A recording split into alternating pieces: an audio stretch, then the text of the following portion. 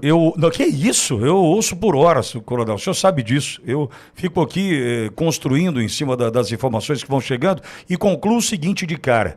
Esse trauma dessa França, dessa Inglaterra, da União Europeia, qual a Inglaterra não faz mais parte, sabemos disso, mas é uma ferida ainda aberta. Né? Não vejo musculatura para tentar mostrar que o momento é outro. A fragilidade ainda é a mesma, Coronel. Não, aliás, o grupo de comentaristas que você tem é sensacional, né? Eu estava ouvindo a Jamile, só a intervenção da Jamile Davis, quem não ouviu, volta lá no programa daqui a pouco, se tiver oportunidade, porque ela fala sobre a geopolítica da Europa, né? Sobre o que está acontecendo na Europa. E, de fato, esse trauma que você se refere, ele demonstra ou traz a gente à reflexão uma coisa que eu lamento muito. Eu fiz um tweet essa semana, Pitoli, e aí eu novamente peço a vocês da audiência da Auriverde, se puderem, me sigam ali no Twitter, né, no X, @Gerson Gomes, só isso. Eu publiquei ali, e eu acho que ainda está até na cabeceira da minha timeline, uma provocação dizendo o seguinte: se os brasileiros lessem mais os nossos Olavos.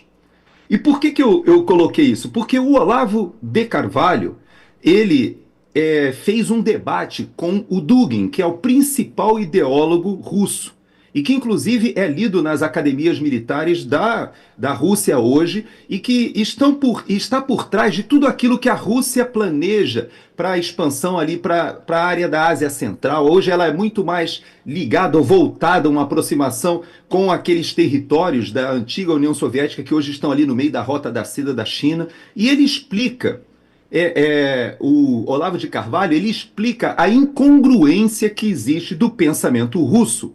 Mas, ao mesmo tempo, ele reconhece que os russos, habilmente, eles exploram as fragilidades, as fissuras que existem dentro do próprio, vamos dizer assim, sistema que foi montado no Ocidente. Então, eu lamento que o brasileiro não tenha lido esse debate. Esse foi um debate promovido aqui por uma instituição dos Estados Unidos, foi feito por intermédio de documentos. O Dugin trocava esses documentos com o Olavo de Carvalho, e veja que coisa, né? O brasileiro não reconhece um dos principais filósofos que o americano aqui utilizou para entender a estratégia russa.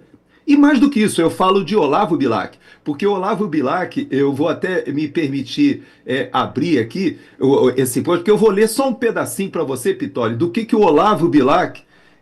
o Olavo de Carvalho foi essa referência, né, que infelizmente o brasileiro nem conhece. É um dos poucos que entende a geopolítica da Rússia e que denunciou a ideia que o Dugin é o principal ideólogo, é o cara que o Putin reconhece como alguém que dá sentido à estratégia russa.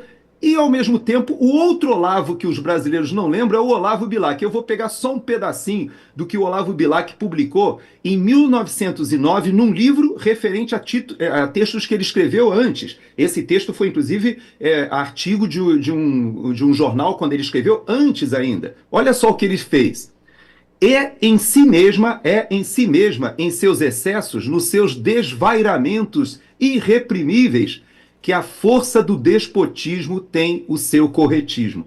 Pô, como eu não lembrar, ler essa frase e não lembrar do papo que você teve ainda agora sobre a questão do Daniel Silveira, sobre a questão da Flávia, que eu entrevistei, eu e o Fernão Lara Mesquita, fomos os primeiros a entrevistar a Flávia, ainda quando ela estava desesperada ali sobre essa questão. Eu estava contigo em Israel quando eu entrevistei a Flávia. Eu parei o que a gente estava fazendo lá porque eu achei tão absurdo.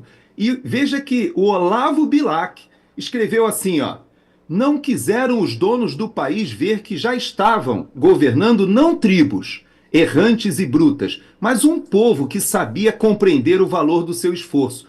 Será que a gente tem essa habilidade, Pitoli, de refletir sobre isso que a gente está vivendo hoje, essa juristocracia, essa ditadura da toga, e não nos permitirmos essa imposição? E ele, olha só o que ele fala no finalzinho. Em todos os outros pontos do país, a opressão era a mesma. Os tribunais portugueses davam invariavelmente razão aos colonizadores e negavam, né, aos colonos. E a metrópole não via que o mesmo excesso de sua tirania tinha de arruiná-la. E eu tenho que te dizer isso, Pitoli. Na verdade, o brasileiro, a gente tem nas nossas mãos a bagagem cultural para sair desse imbróglio que a gente se encontra. Veja que esse não é um problema novo. O que nós vemos hoje, que o mundo está nessa disputa de ideologias, é uma fissura dentro da própria cultura ocidental, que quando a gente pega os nossos pensadores brasileiros, ou seja, intelectuais que produziram reflexões, a gente vê que esse diagnóstico já foi feito lá atrás, pelo Olavo Bilac lá atrás, por Olavo de Carvalho mais recentemente, esses nossos Olavos brilhantes. E se nós olharmos os nossos chefes de Estado como Dom Pedro II lá atrás, a penetração, a interconectividade, a cultura que ele tinha, a gente vê que a gente decresceu, né, Pitoli? A gente teve um decréscimo de exposição, de importância, e a gente não pode submeter a isso. Nós precisamos de um plano, de um planejamento estratégico de país. A gente precisa virar essa página da ditadura da toga, a gente precisa sair desse imbróglio que nós nos encontramos hoje. Esse julgamento do presidente Bolsonaro, do grupo, o general Braga Neto já está preso sem... ao arrepio da lei, ou seja, sem cumprir o que diz o nosso marco constitucional e marco legal, há meses.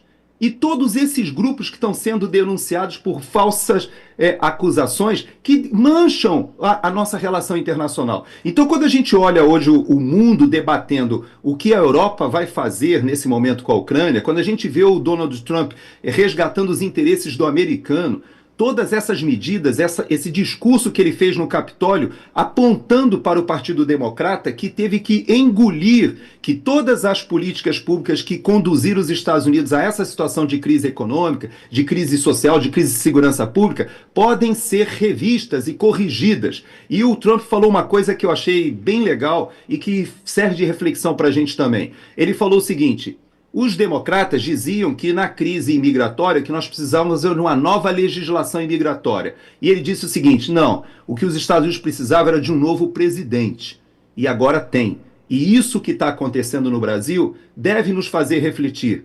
Como é que nós recolocamos no poder ou permitimos como sociedade que essa quadrilha voltasse ao local do crime? Porque nós já tivemos Lula 1 e 2, nós já tivemos Dilma 1,5. A gente sabe do que esse grupo é capaz, a gente sabe do que eles fizeram e promoveram a maior crise econômica da história do Brasil, muito recentemente. Todos nós vivemos isso, as manifestações a partir de 2013, 14, 15, a própria eleição do presidente Bolsonaro. Então a gente tem como sair dessa situação, como o povo americano está saindo, com dificuldade, brigando, lutando. Então, a questão da Ucrânia, ela está inserida, ou pelo menos a questão da Europa está inserida, num momento muito crítico do Ocidente. Os Estados Unidos perceberam que estavam implodindo por causa da guerra cultural. A Europa, por incrível que pareça, com suas conexões com o Brasil, ainda está imersa nessa guerra, perdendo, afundando, e infelizmente as nossas conexões culturais, né, Pitoli, elas são muito mais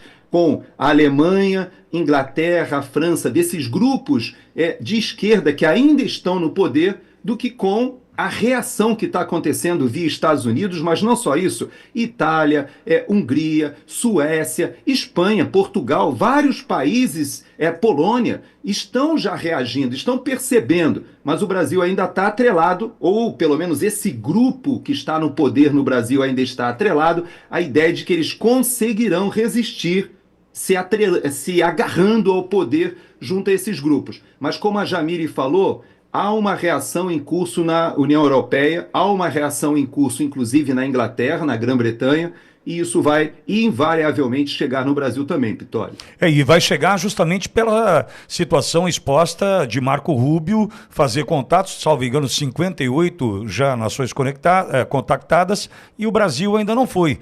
O Brasil, importante parceiro comercial dos Estados Unidos, né, sabe da importância dos Estados Unidos com relação à geopolítica, em especial com relação ao nosso continente, a importância do Brasil nesse cenário, e esse desprezo já mostra o que pode vir por aí, né, Coronel?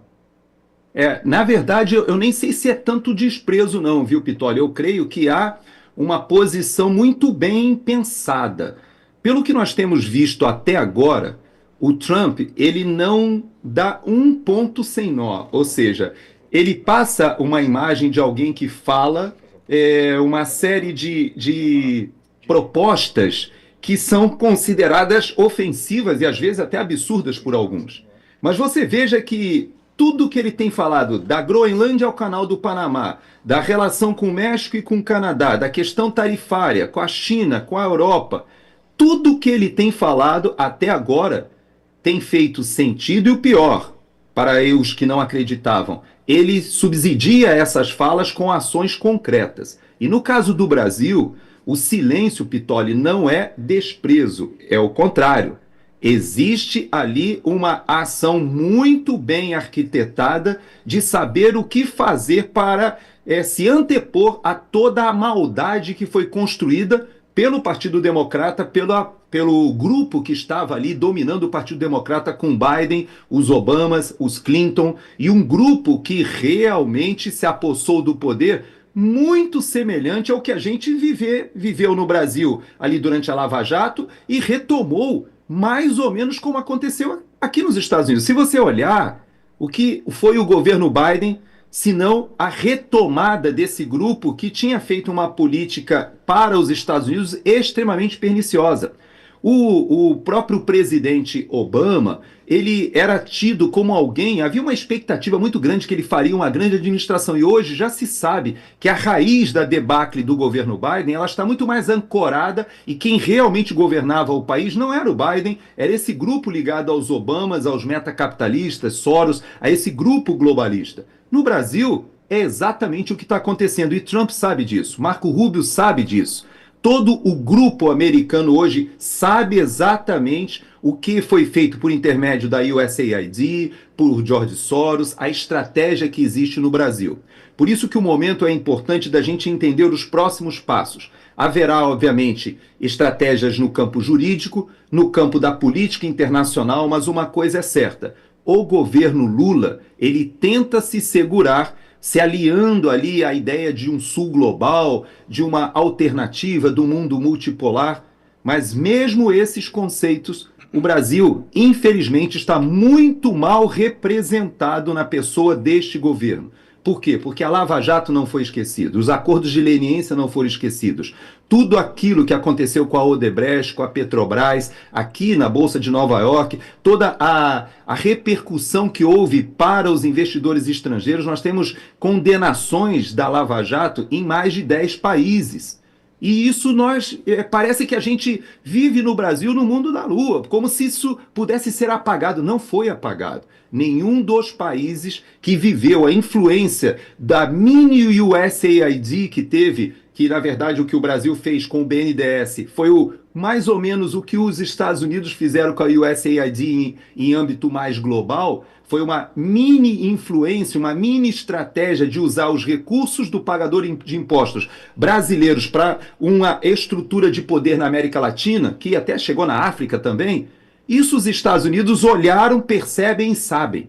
Então, eu posso te dizer, Pitoli, hoje nós no Brasil estamos servindo de um laboratório que serviu para a Europa para impor as suas pautas de controle social, mas agora também servem para os Estados Unidos olhar e dizer o seguinte: como que a gente vai desfazer essa maldade? Como a gente vai desfazer toda essa estratégia que foi feita de caos, porque é isso que eles estão provocando. Então, eu acho que haverá sim uma série de medidas que nós vamos acompanhar, que não vão só ficar circunscritas ao ministro Alexandre de Moraes, a juízes da Suprema Corte, mas também a política externa, a relação com o governo brasileiro.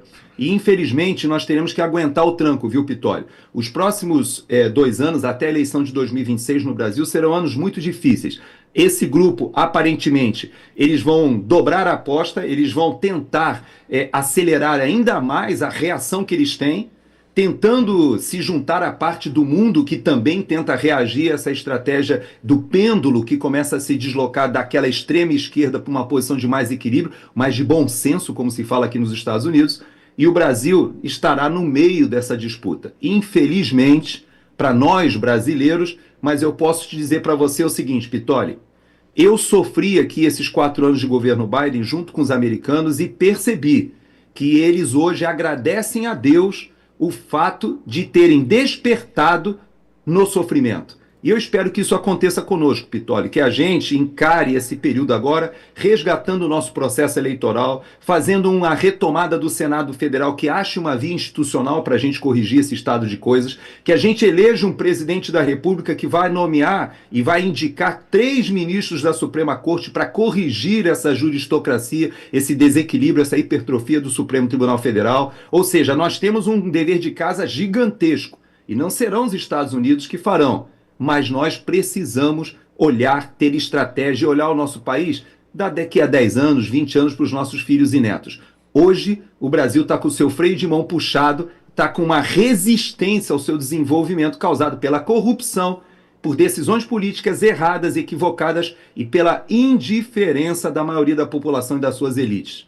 Pode ser que, assim como nos Estados Unidos, a população se despertou durante o governo Biden, isso aconteça no Brasil agora, nesse finalzinho do governo Lula, em que tudo indica que nós teremos uma reedição de Dilma 1,5. Ou seja, a debacle econômica, a crise na segurança pública e a corrupção sistêmica retornando. É o que a gente está vendo, né, Pitoli?